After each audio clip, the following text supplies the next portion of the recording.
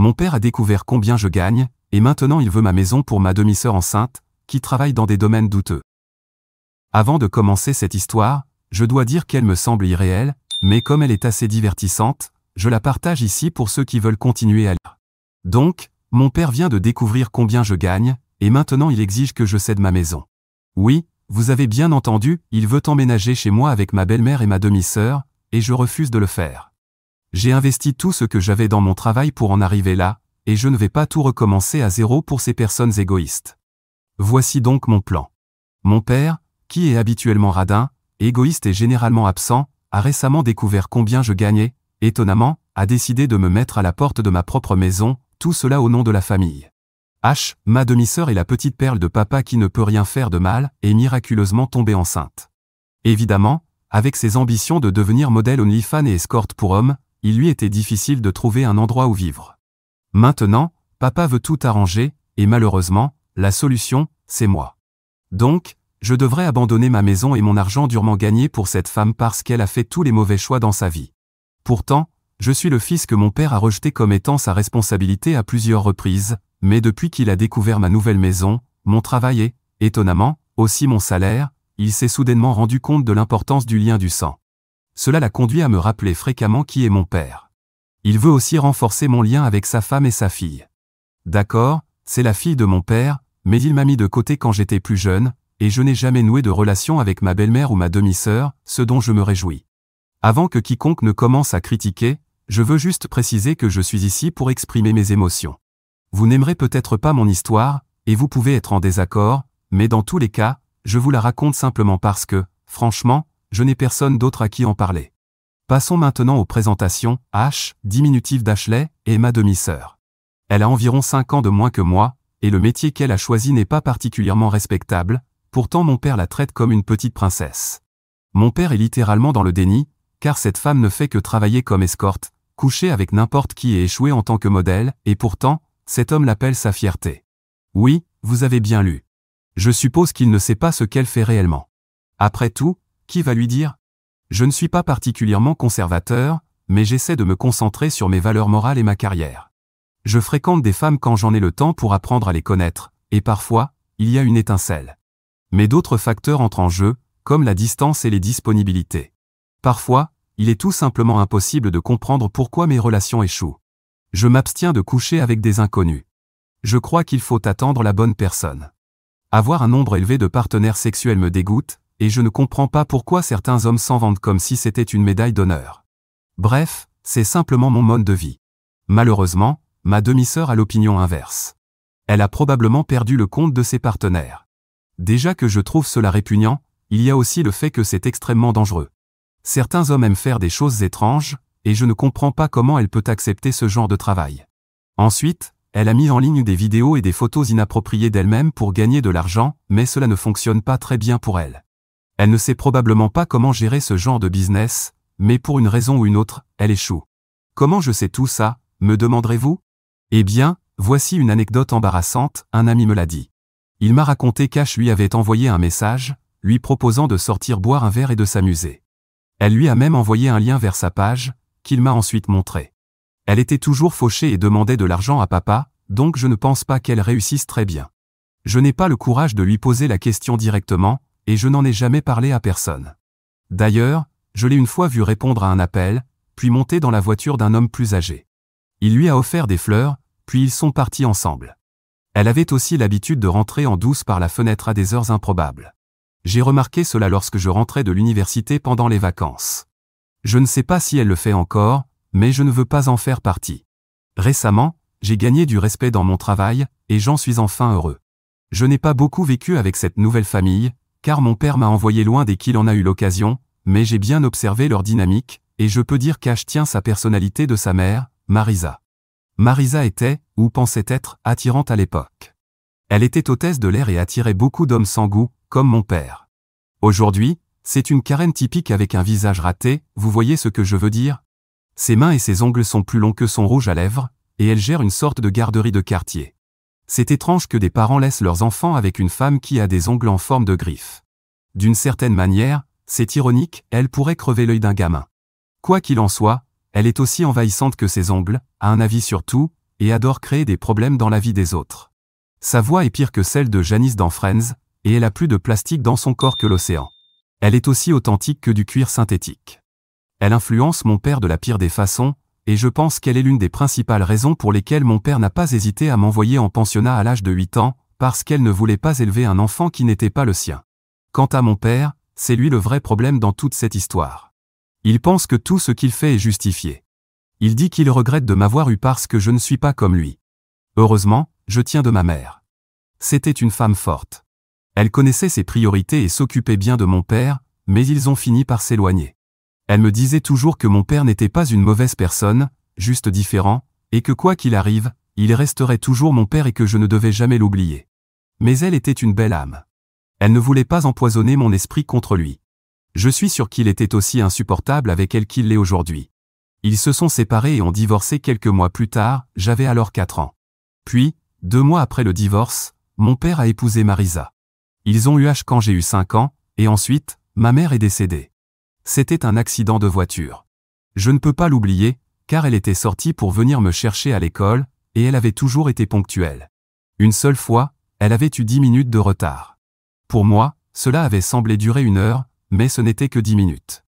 Un conducteur ivre l'a percuté à un carrefour. Il a survécu, elle non. Il a passé quelques années en prison, et moi, je suis resté seul pour toujours. J'ai attendu et attendu à l'école, et ils ont mis 2 heures à venir me chercher. Aujourd'hui, j'ai enfin un emploi stable. Je gagne bien ma vie et je gère quelques petites entreprises par moi-même. J'ai travaillé très dur depuis mes 18 ans et j'ai toujours gagné de l'argent depuis. Je suis allé à l'université, ne rentrant chez moi que pendant les vacances, donc je vis seul depuis mes 18 ans. J'ai beaucoup travaillé pour en arriver là, et j'ai récemment acheté une maison. C'est un bel endroit, bien mieux que l'appartement en colocation que j'avais avec mes amis. C'était un objectif de vie, et je pensais ne jamais pouvoir y parvenir. Le truc, c'est que je viens d'emménager le mois dernier. Je ne m'entends pas très bien avec ma famille, mais par simple décence, je les ai impliqués dans un moment aussi important, alors je les ai invités à ma pendaison de crémaillère. La réaction de mon père a été assez triste à voir. Il avait l'air envieux, pour être honnête, un peu contrarié. Une semaine plus tard, j'ai reçu un appel de sa part. J'étais au travail, en train de gérer un projet compliqué. Il m'a dit qu'il voulait me voir parce que c'était urgent, et j'ai accepté. Je suis allé chez eux et j'ai vu une Marisa très en colère et une hache au visage gonflé et aux yeux rouges, me lançant un regard noir depuis le salon. Papa était dans la cuisine, sortant des bouteilles de bière du frigo. Il m'en a proposé une, que j'ai poliment refusée, j'étais plus préoccupé par ce qu'il allait me dire. Je lui ai demandé ce qu'il me voulait, et il a haussé les sourcils avant de répondre par une autre question, me demandant si j'avais enfin commencé à me soucier de nous. J'ai froncé les sourcils, confus, parce que je ne comprenais pas ce qu'il voulait dire. Il m'a dit de rejoindre Marisa et H dans le salon. J'ai acquiescé, je suis allé m'asseoir sur le canapé en face d'elle, et papa est entré, s'asseyant avec elle, face à moi. Il a posé sa bouteille de bière sur la table basse et s'est adossé au canapé. Puis il m'a demandé si j'étais aveugle. Il y a eu un silence, de la confusion de ma part et probablement de la colère de la sienne, avant que je puisse répondre. Il a ajouté que j'étais soit aveugle, soit que je choisissais de ne pas voir la réalité en face. Il a dit que je m'étais probablement mis sur un piédestal depuis que j'avais acheté une maison et que j'avais refusé de m'occuper des personnes qui comptaient vraiment pour moi. Je lui ai demandé ce qu'il voulait dire par là et de parler plus clairement. Il a ricané sarcastiquement, puis m'a dit que j'ignorais l'éléphant dans la pièce. Il a dit que j'avais choisi de ne pas voir que la famille était en danger et que j'avais décidé de ne pas proposer mon aide. Évidemment, j'ai juste demandé de quel danger il parlait. Il a regardé H, qui a levé les yeux au ciel et annoncé qu'elle était enceinte. Comme toute personne normale, j'ai voulu la féliciter, mais avant que je ne puisse le faire, elle a éclaté en sanglots. Marisa l'a prise dans ses bras et m'a dit que je devrais savoir ce qui se passait à la maison, que je devrais m'en soucier et poser plus de questions. Papa a dit qu'Ash venait d'apprendre qu'elle était enceinte et que le père du bébé l'avait quittée à cause de ça. Marisa a ajouté qu'Ash avait décidé d'aller de l'avant et que cela devrait guider nos décisions futures. Tout ce que j'ai pu dire, c'est « Est-ce qu'elle peut se le permettre ?» Eh bien, j'ai reçu un regard noir de la part d'Ash et Marisa, et honnêtement, je l'avais dit avec bienveillance. C'était une vraie inquiétude pour moi. J'avais déjà supposé qu'ils allaient me demander de contribuer financièrement pour l'aider. Puis, mon père s'est levé et est venu s'asseoir à côté de moi. Il a dit qu'il était un bon père pour sa fille et que peut-être que ma mère ne m'avait pas appris à être un bon frère, mais que les frères donneraient leur vie pour le bien-être de leur sœur. J'ai soupiré et demandé ce qu'il voulait que je fasse. Il a juste souri, m'a tapé dans le dos et a dit « Tu es un bon garçon ». J'ai forcé un sourire, mais ce sourire s'est effacé au moment où mon père a prononcé les mots suivants. « Tu vas donner ta maison à Ashley, n'est-ce pas ?»« Non, je ne vais pas le faire, ai-je répondu. Papa a froncé les sourcils et m'a demandé pourquoi. Je lui ai dit que je pouvais aider financièrement, mais que la maison m'appartenait. Je pouvais lui prêter une chambre jusqu'à ce qu'elle puisse s'offrir son propre logement. Papa s'est alors exclamé en criant « Absurde !» Eh bien, pour moi, ça avait parfaitement du sens, papa. Mais il a insisté sur le fait que non seulement je devais lui donner la maison, mais que je devais aussi déménager et m'en acheter une autre pour moi-même. J'ai argumenté qu'Ash ne pouvait même pas payer les factures ni gérer une maison si elle avait un bébé et qu'elle était au chômage.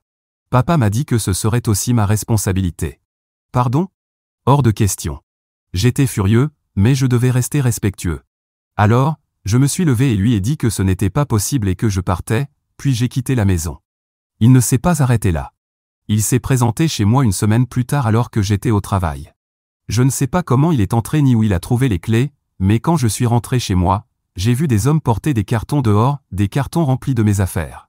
J'ai couru à l'intérieur et leur ai demandé ce qu'ils faisaient, et ils m'ont dit que le propriétaire des lieux leur avait ordonné de tout sortir. J'ai crié que j'étais le propriétaire et qu'ils devaient tout remettre en place et partir immédiatement.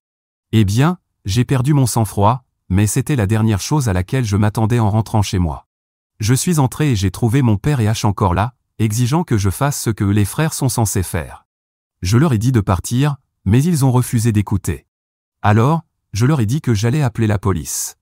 C'est à ce moment-là qu'ils sont enfin partis, en me maudissant et tout. Je sais que c'est beaucoup à lire, mais en personne, c'était bien pire. Cela fait une semaine, et je me sens un peu mal à ce sujet, c'est pourquoi je publie ici. Ai-je eu tort ? J'ai l'impression qu'ils ont besoin de moi et que je ne devrais pas les couper de ma vie comme ça, mais en même temps, j'ai aussi l'impression qu'il y a des limites à ce que je suis prêt à leur laisser faire. Ça m'énerve à quel point ils étaient déconnectés et indifférents envers moi quand je grandissais, mais maintenant, ils s'attendent à ce que je leur donne ma vie. Je ne peux même pas impliquer mes amis dans tout ça, vous êtes les seuls que j'ai. Mise à jour 1. Salut, j'espère que vous allez bien. Cela fait une semaine que j'ai posté, et honnêtement, je ne m'attendais pas à ce que cela attire autant d'attention. J'ai lu les commentaires au fur et à mesure qu'ils arrivaient, et j'avais beaucoup de questions sur de nombreux points, mais j'ai fini par décider de ne pas couper complètement les ponts avec ma famille. C'est parce que j'ai reçu un appel d'Ash. Elle m'a dit qu'elle voulait me voir, et j'ai accepté. Elle a demandé à me rencontrer chez moi, mais je me remettais encore de la dernière scène qu'ils avaient faite, alors j'ai insisté pour qu'on se retrouve ailleurs. Nous sommes allés dans un café, et au début, elle était assez mal à l'aise. Normalement, elle est plutôt arrogante et impolie, mais là, elle semblait différente d'elle-même. Nous nous sommes assis dans un coin, et elle m'a dit qu'elle venait de rompre avec son copain. J'ai répondu que je n'en avais aucune idée, puisque papa disait que le gars qui l'avait mise enceinte l'avait quittée. Elle a secoué la tête et m'a dit que c'est ce que papa croyait. Alors, je lui ai demandé quelle était la vérité, et elle m'a dit que papa pense que son copain l'a quittée parce qu'il avait des problèmes d'engagement, mais en réalité, c'est elle qui en avait. Oui, je sais, c'est choquant. Elle m'a expliqué qu'elle tenait vraiment à ce gars, mais qu'il avait découvert certaines choses à son sujet juste quelques jours avant qu'elle ne lui annonce sa grossesse. Quand ils se sont vus, il voulait la confronter à propos de « eh bien », ces choses-là, mais elle a parlé la première, et ça l'a rendu furieux. Il est devenu complètement fou à ce moment-là et a donné un coup de poing dans le mur. Elle m'a dit qu'elle avait eu peur, alors elle lui a dit qu'elle rompait avec lui, et il est parti sans l'écouter. Elle a essayé de l'appeler sans cesse, mais il ne répond pas. Il lui a seulement envoyé un message disant qu'elle devait se débarrasser du bébé. Bon, je sais qu'Ash n'est pas une sainte, mais ce type n'a pas l'air mieux. Je lui ai simplement demandé quelles étaient ces choses qu'il avait découvertes, et elle m'a répondu que ce serait bizarre de le dire à son frère. J'ai compris qu'elle faisait probablement référence à son activité de mannequinat et tout ce qui l'entoure, alors j'ai haussé les épaules et je lui ai dit que c'était ok si elle ne voulait pas m'en parler. Avant que je ne puisse lui demander pourquoi elle voulait me voir, elle a pris une profonde inspiration et l'a relâchée. Puis elle m'a avoué qu'elle avait été impliquée dans des choses louches. J'ai dégluti, inquiet, parce que je ne voulais vraiment pas entendre la confirmation de mes soupçons, mais j'ai écouté. Elle m'a expliqué qu'elle voulait peindre et devenir artiste, mais Marisa lui avait dit que ça ne lui rapporterait ni une bonne vie ni de l'argent. Ash a été poussée à trouver un homme au plus vite. Très vite, elle a commencé à attirer l'attention d'hommes plus âgés, ce qui l'a d'abord dégoûtée. Quand elle en a parlé à Marisa, cette dernière lui a dit que c'était une bonne chose, les hommes plus âgés sont ceux qui ont de l'argent. Ash n'avait que 19 ans à l'époque, et Marisa lui disait que l'université ne lui servirait pas à grand-chose et ne lui offrirait pas une vie confortable. Elle lui répétait qu'Ash avait la jeunesse et que de nombreux hommes étaient prêts à payer pour ça. Ash a décidé qu'elle voulait devenir mannequin. Elle a essayé et s'est rendue dans de nombreuses agences, mais aucune ne semblait intéressée. Puis elle a rencontré un homme dans la quarantaine qui lui a dit qu'il pouvait lui décrocher un job. Il l'a emmenée à des soirées, lui a offert des vêtements et des bijoux coûteux pour des événements, et elle était contente, jusqu'au jour où il lui a présenté son premier travail. Il s'est avéré qu'elle devait vendre son temps à un homme en échange de ce mannequinat. Elle pensait que ce serait juste un dîner, mais en réalité, cela signifiait passer la nuit. Elle a obtenu un petit job de mannequin où elle pouvait poser pour une petite marque, mais c'est tout. Quelques autres hommes l'ont utilisée, et bien qu'elle espérait décrocher un vrai contrat en retour, on lui a dit qu'elle n'avait pas été sélectionnée.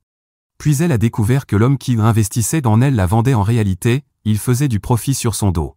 Elle a jugé qu'il n'était pas prudent de le confronter, de peur que quelque chose ne lui arrive, alors elle lui a simplement dit qu'elle ne voulait plus faire de mannequinat et qu'elle se contenterait de petits boulots. Heureusement, il l'a laissé partir sans problème.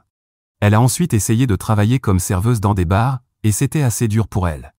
Mais bref, elle m'a aussi dit que Marisa la méprisait pour avoir choisi des petits boulots mal payés. Marisa lui disait que les femmes sont la beauté du monde et qu'elles sont là pour briller et sourire, comme des ornements. Que les femmes doivent être prises en charge, et ainsi de suite.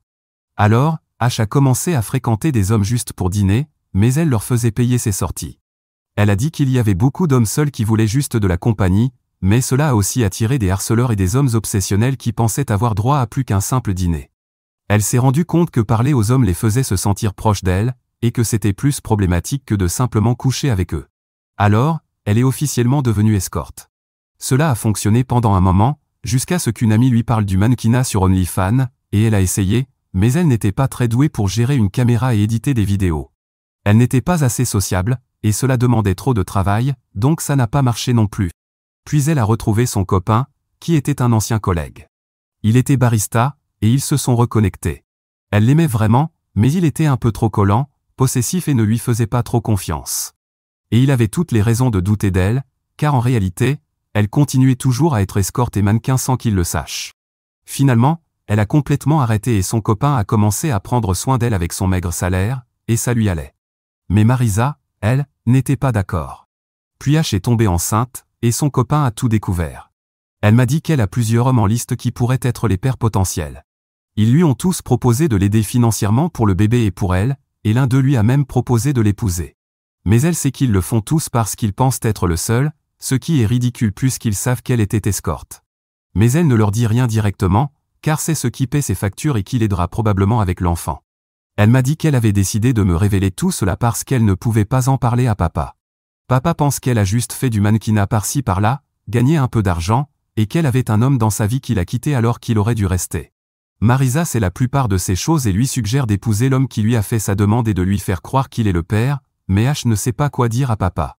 En plus, elle ne veut pas épouser ce gars parce qu'il est bizarre et plus âgé, et elle ne veut pas tromper quelqu'un en lui faisant croire un mensonge, ce dont je doute fortement. Je lui ai demandé en quoi elle voulait que je l'aide, et elle m'a dit qu'un soutien financier serait le bienvenu et qu'elle voulait que je fasse la paix avec papa. Elle m'a dit que je devrais accepter tout ce que papa demande et ensuite déménager à un moment donné. Ensuite, je pourrais revenir quand la situation serait moins tendue. Comment est-ce une solution? Par respect, j'ai décliné son offre et lui ai dit que je pouvais seulement contribuer financièrement, mais que je n'accepterais pas de quitter ma propre maison. Elle m'a alors dit que j'étais égoïste de penser ainsi. Eh bien, après avoir entendu tout ça, je n'avais plus aucun doute sur le fait de ne pas l'aider. Elle a dit que papa avait raison à mon sujet et que je méritais d'être envoyé à l'orphelinat et de ne pas être pris en charge quand j'avais besoin d'un endroit où vivre. Ça m'a fait mal. Bref, c'est tout pour le moment, j'avais besoin de vider mon esprit. Je vous tiendrai au courant bientôt. Mise à jour 2. Une autre semaine est passée, et certaines choses se sont produites. Je me suis dit que je devais vous faire une mise à jour, alors merci pour votre soutien précédent, vous êtes un vrai soulagement. Bref, après avoir rencontré Ash, j'ai reçu un appel de papa. Il voulait qu'on se voie au bar pour arranger certaines choses. Curieux, j'ai accepté d'aller le rencontrer. Nous nous sommes assis au bar, et il m'a dit qu'il savait combien je gagnais. Je lui ai demandé pourquoi ça avait de l'importance, et il m'a répondu qu'il savait que je pourrais m'acheter une autre maison dans quelques années. J'ai haussé les épaules et lui ai dit que j'avais déjà une maison, et que cette discussion devait sérieusement s'arrêter. Il a insisté sur le fait que je n'avais toujours pas de famille et qu'il était difficile pour une femme d'élever un enfant seul. Cet enfant a besoin d'un endroit sûr à appeler chez lui. Je lui ai donc rappelé qu'Ash avait déjà vécu chez eux suffisamment longtemps et que ça n'avait pas semblé poser problème, un petit bébé ne changerait rien. Je lui ai aussi demandé ce qu'elle ferait toute seule dans une maison entière alors qu'elle était enceinte. J'ai dit qu'elle devait être entourée de gens pour prendre soin d'elle. C'est alors que papa m'a surpris une fois de plus. Il m'a dit que lui et Marisa allaient aussi emménager avec Ash dans ma maison. Je n'arrivais tout simplement pas à croire ce que j'entendais. Avant que je puisse réagir, le barman a laissé échapper un rire sarcastique. Papa s'est vexé et lui a demandé ce qu'il trouvait de si drôle. Ash, a répondu le barman. Il a dit qu'elle utilisait les gens puis les jetait. Mon père lui a demandé s'il savait de qui il parlait, et il a hoché la tête en disant qu'il était son copain. Mes yeux se sont écarquillés, c'était donc lui. Papa a serré les poings et lui a parlé durement, lui demandant pourquoi il pensait qu'il était acceptable d'abandonner sa copine maintenant qu'elle était enceinte. Le gars a levé les mains et a dit à papa qu'il n'était pas responsable de cette famille et qu'il n'avait aucun intérêt à élever un enfant qui n'était pas le sien. Papa l'a donc mis au défi d'expliquer pourquoi il pensait cela. Le gars a souri et nous a dit qu'il avait subi une vasectomie l'année dernière parce qu'il ne voulait pas d'enfant, et pourtant, Ash était quand même tombée enceinte. Il avait découvert qu'elle voyait d'autres hommes après lui avoir menti. Quand Ashley lui avait finalement annoncé qu'ils allaient avoir un bébé, c'en était évidemment trop pour lui. Il ne pouvait pas avoir d'enfant, donc cela confirmait tout. Et il a dit à Ash qu'elle l'avait trompé tout du long, et qu'il le savait. Et elle l'a confirmé. Tout ce que je pouvais voir, c'était le visage de papa qui passait de la colère à la surprise et à la déception, tandis que mes oreilles se concentraient sur la voix du gars. Il s'est levé de son tabouret sans dire un mot et est parti. Plus tard dans la nuit, il m'a envoyé un message disant qu'il devait aller chercher Marisa pour son cours de yoga.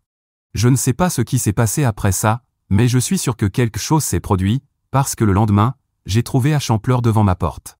Elle m'a dit que j'avais tout gâché. Je l'ai fait entrer pour éviter une scène et les calmer en lui expliquant que je n'avais rien dit à papa. C'était son copain, qui s'est avéré être le barman de l'endroit où papa et moi allions souvent. Puis, elle m'a raconté que papa lui avait ordonné d'abandonner tout ça et de rester à la maison, qu'il était dégoûté par elle et qu'il n'aurait jamais pensé qu'elle en arriverait là.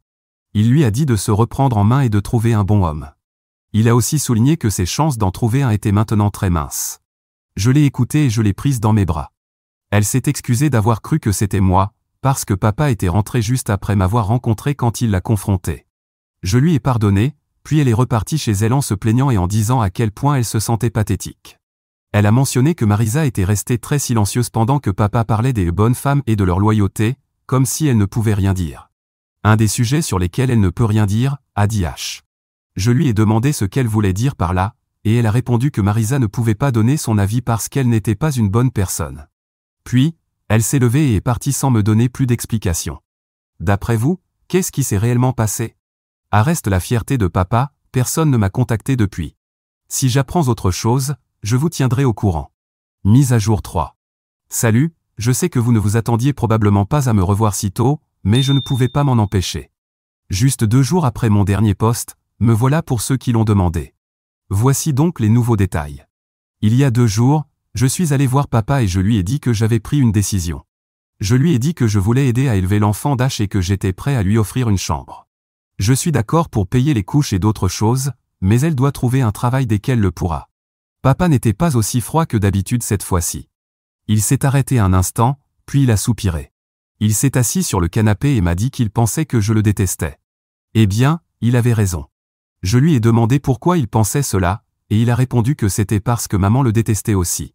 Rapidement, je lui ai dit qu'elle ne m'avait jamais dit ça, qu'elle m'avait toujours dit que papa m'aimait et se souciait de moi. Je lui ai dit que la seule raison pour laquelle j'étais déçu, c'était que je m'étais complètement trompé sur lui. Il s'est frotté les yeux et m'a dit qu'il se détestait pour de nombreuses raisons. Il a dit qu'il appréciait maman, mais qu'ils ne se connaissaient pas assez bien pour savoir s'ils étaient vraiment faits l'un pour l'autre. Il a juste soupiré et dit qu'elle était tombée enceinte, et qu'il avait donc dû l'épouser. Elle était une bonne épouse pour lui, mais il n'avait jamais ressenti d'étincelle entre eux, puis il a rencontré Marisa. Quand il a dit ça, j'ai senti mon instinct s'activer, et je n'arrivais plus à bouger. Je ne savais rien de tout ça. Papa m'a dit que Marisa avait allumé en lui une flamme dont il ignorait l'existence. Il était si heureux avec elle, et avant même de s'en rendre compte, il était tombé amoureux. Avant qu'il ne puisse distinguer le bien du mal, elle est tombée enceinte aussi. Il m'a dit que c'était mal, mais qu'il était déjà trop tard, elle était enceinte. Il lui a demandé d'attendre, car il voulait d'abord en parler à maman, mais Marisa, se sentant en insécurité, est venue chez nous et a tout raconté à maman. Alors maman a confronté papa, et il a accepté son sort. C'était un épisode très douloureux, car maman était blessée, mais malgré tout, elle est restée polie et a demandé le divorce. Mes parents ont divorcé parce que mon père avait une liaison avec ma belle-mère et l'a mise enceinte. Je ne comprends pas comment un homme peut faire pire que ça. Papa s'est arrêté et m'a regardé, me disant qu'il avait eu une bonne année avec Marisa jusqu'à ce que ma mère décède et qu'ils doivent me ramener à la maison. Marisa ne l'a pas supporté. Encore une fois, elle avait peur que papa me priorise par rapport à son bébé, par culpabilité ou pour une autre raison. Alors, elle m'a envoyé en internat pendant 3 ans, comme ça, et je n'ai jamais pu rester à la maison assez longtemps pour la mettre mal à l'aise. L'amour te fait faire des choses stupides, a-t-il dit, et j'ai eu envie de frapper cet homme en pleine face, mais je me suis retenu. Je me suis retourné et j'ai vu Marisa debout à la porte, une bouteille d'eau à la main. Elle a dit qu'elle allait à son cours de yoga. J'étais sonné, alors je l'ai suivie dehors. Mais quand je suis sorti, elle était déjà montée dans sa voiture et partie. J'avais besoin de rouler pour me vider l'esprit, alors je me suis installé en silence dans ma voiture et je l'ai suivie. Elle s'est garée devant le club de yoga et est sortie de la voiture. Elle a regardé autour d'elle, vous savez, pour voir qui passait, puis elle s'est dirigée vers une ruelle. J'ai froncé les sourcils et j'ai avancé lentement ma voiture pour mieux voir. Elle a encore regardé autour d'elle, puis elle est montée dans une autre voiture. Elle a embrassé et enlacé le conducteur, puis ils sont partis ensemble. J'étais figé.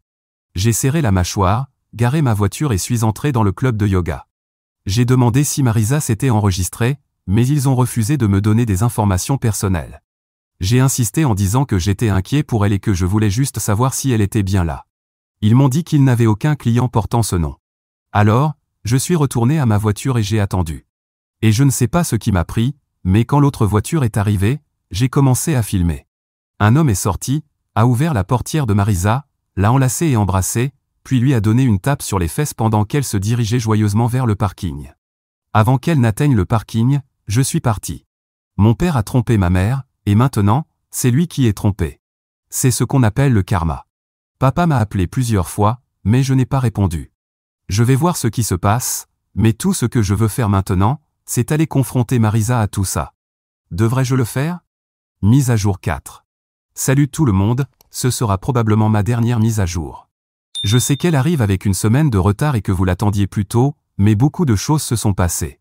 D'abord, j'ai réussi à confronter Marisa. Je suis allé avec papa chez elle alors qu'elle était seule, et qu'Ash dormait. Je lui ai demandé si elle avait eu un cours de yoga ce jour-là, et elle m'a répondu qu'elle en avait un tous les jours, même le dimanche. Elle était dans la cuisine en train de préparer des pâtes. Je lui ai demandé qui était son professeur de yoga, et elle m'a donné un nom au hasard. Je lui ai demandé si c'était un homme, et elle a dit « Pourquoi tu veux savoir ?» Je lui ai dit que c'était drôle qu'elle ait une instructrice alors que le club où elle allait n'avait que des hommes comme professeurs. Elle m'a affirmé que j'avais tort, mais sa voix trahissait sa surprise et ses mains avaient arrêté de remuer la sauce. Je lui ai dit que j'avais rejoint le club hier et que c'est ce qu'on m'avait dit. Elle m'a demandé comment je savais où était le club, et je lui ai dit que je l'avais suivi la dernière fois. Elle a laissé tomber une cuillère. Je l'ai ramassée, et elle s'est retournée en disant « À quoi tu joues ?» Je savais qu'elle comprenait que je savais. Elle a nié, comme prévu. Alors, peu importe, je lui ai dit que je l'avais vue de mes propres yeux. Elle a haussé les épaules et m'a dit que papa ne me croirait jamais. Alors j'ai sorti mon téléphone, lancé la vidéo et lui ai dit qu'il croirait bien ses propres yeux. Elle est restée sous le choc, silencieuse pendant 1 minute, puis son expression s'est calmée, et elle a repris sa cuisine. Elle a dit que ça n'avait pas d'importance parce qu'elle prévoyait déjà de divorcer de toute façon. Mes yeux se sont écarquillés. Cette femme est ignoble. Mon père méritait tout ça, mais franchement, elle est un serpent. 2 jours plus tard, papa a mis Marisa et Ash à la porte. Le divorce est en cours, et Marisa loge dans un motel. Quant à son amant, il a nié avoir eu la moindre relation avec elle. Marisa m'a supplié, elle m'a même demandé de penser à la grossesse d'Ash. Que puis-je dire? Marisa, ta fille, ton problème.